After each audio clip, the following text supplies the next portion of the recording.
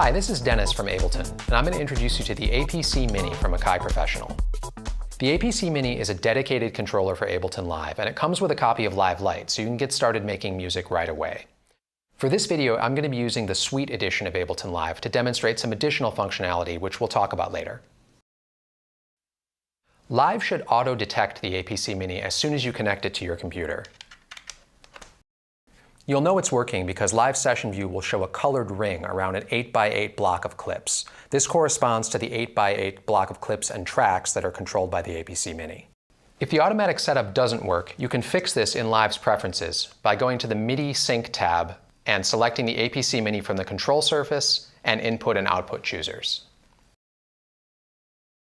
The 8x8 button grid represents an 8x8 grid of tracks and clips in Live Session View. Unlit buttons are empty. Amber buttons contain clips. Green buttons contain playing clips.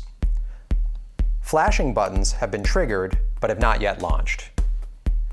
If a track is armed for recording, pressing a pad in the button in that track will start overdubbing a recording. A recording pad will be red. Pressing a pad launches the corresponding clip.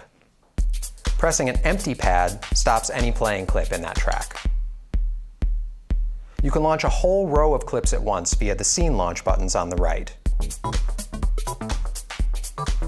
Or stop the playing clip in a track by pressing the dedicated Clip Stop button for that track. Clip Stop buttons will light red if a clip is playing in that track. You can stop all playing clips by holding the Shift button and pressing the 8th Scene Launch button. You can shift the position of the 8x8 button grid by one track left or right, or one scene up or down by holding Shift and pressing one of the first 4 Clip Stop buttons.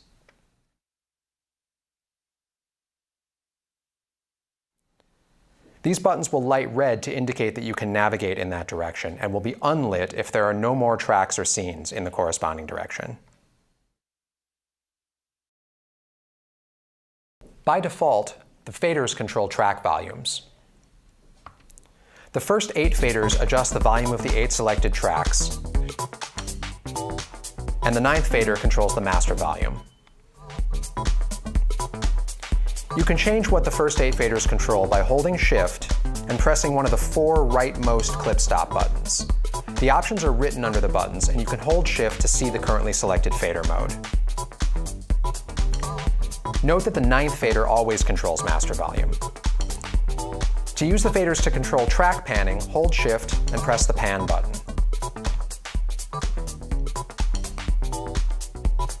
To use the faders to control track send levels, hold Shift and press the Send button.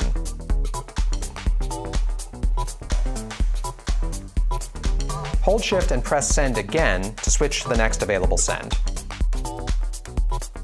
You can repeat this to cycle through all available sends.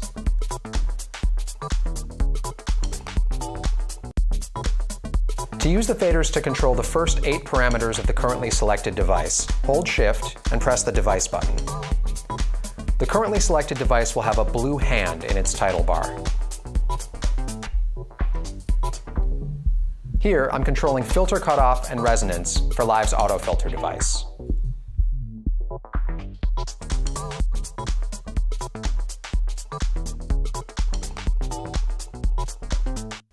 To learn which parameters can be controlled for each built-in Live device, check the Control Surface Reference lesson available from Live's Help View. Holding Shift while pressing any one of the first 5 Scene Launch buttons changes the functionality of the Clip Stop buttons.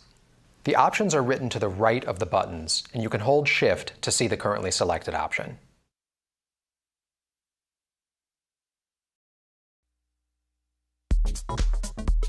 To solo tracks, hold Shift and press the Solo button.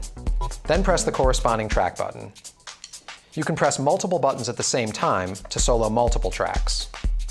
And you can press any soloed tracks button again to unsolo all tracks. To arm a track for overdubbing or recording, hold Shift and press the Record Arm button. Then press the corresponding track button. Now you can record or overdub into a clip by triggering its clip slot. In this example, I'm overdubbing send automation.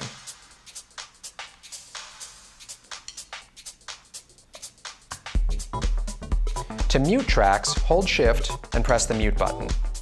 Then press the corresponding track buttons.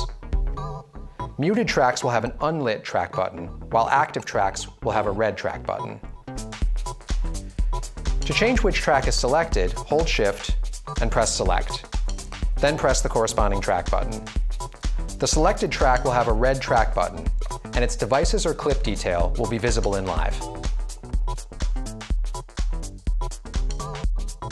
So that's a quick introduction to using the APC Mini with Ableton Live.